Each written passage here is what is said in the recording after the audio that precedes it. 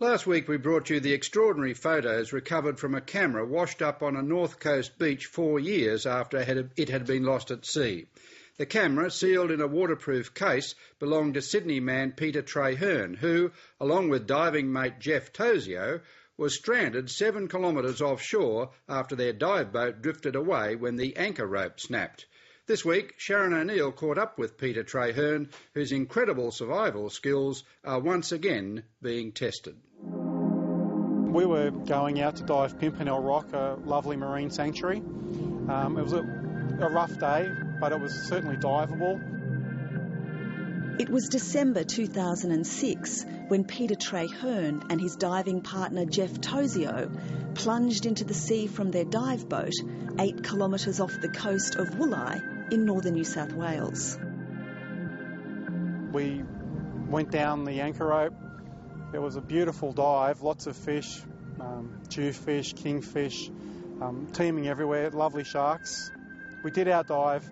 On the way up, it was unbelievable. The anchor rope had snapped mid-water, and it appeared as if it was coming up to the surface, but it just stopped, and I blinked. I remember blinking, and I could see the 3 strands of rope, and then we knew we were in trouble. We surfaced, and I firstly kept my eye on Jeff. Then we looked around, and I think it was a good minute or 2 minutes, and we kept on looking, just because it was quite large swells, and we saw no boat. And I think then we just knew we were in a fair bit of trouble, that the boat had drifted away and hadn't realised the anchor had snapped. Were you frightened? I was worried. Fear didn't really kick in. We could still see Australia, and we pretty quickly discussed that we were going to swim. Now, you took photographs at that point. Yes. What on earth possessed you to do that? One of them was an accidental shot, but actually Jeff and I were tied together by a safety line, and I had a safety sausage that we put between us, and I just don't know, I just thought of taking a shot. I'd take lots of shots, and maybe within a minute or two I dumped all my scuba gear because the waves were hitting me in the face quite hard, and I was very low in the water, and that was much better. I still carried my camera, and we just started swimming, always hoping to see our boat come back.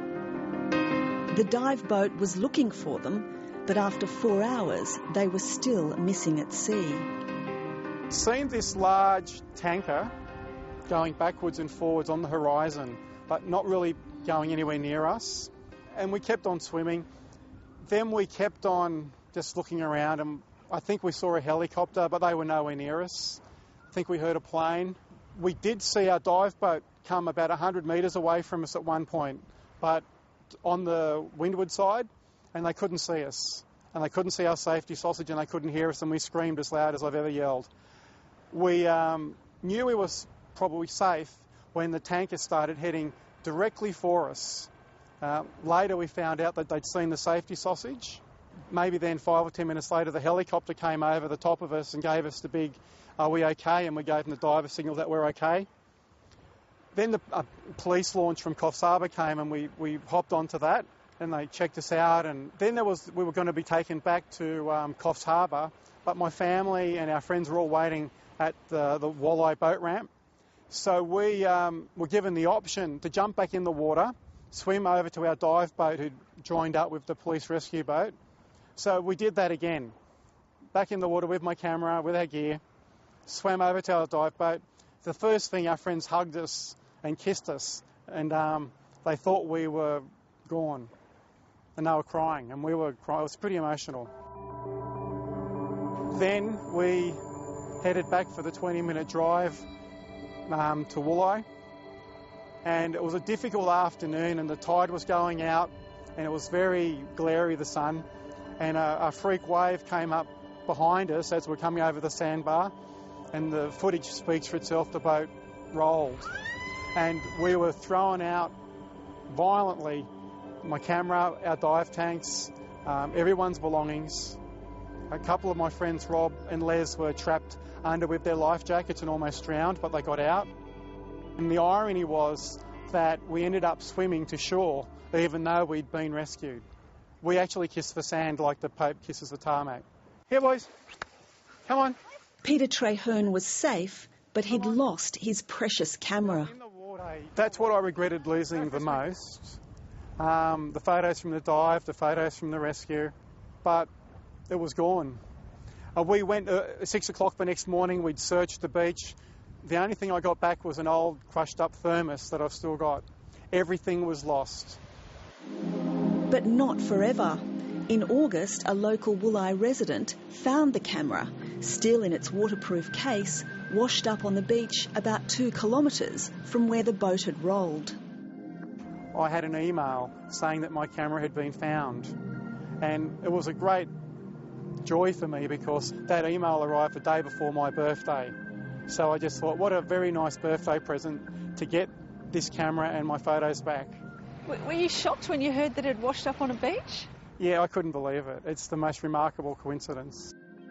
The discovery of the camera was a reminder of a life-threatening challenge that Peter Traherne had overcome. Give me a cuddle. Now life has thrown another challenge his way. Peter Traherne has bowel cancer. He recently had surgery and will commence 6 months of chemotherapy next week. He wants to use his moment in the public eye to urge people to keep healthy and have regular checkups. This is the camera that was found on the beach, and it survived for 3 years and 8 months underwater. It's quite knocked about. It's a bit like me, I've been quite knocked about by my cancer, and I think the cancer's probably been in me as long as this has been buried at sea. And its discovery was as unexpected as me being diagnosed. I wished we'd found this many years ago, and I wished I'd found my cancer many years ago, because I'd have a much better prognosis if I had.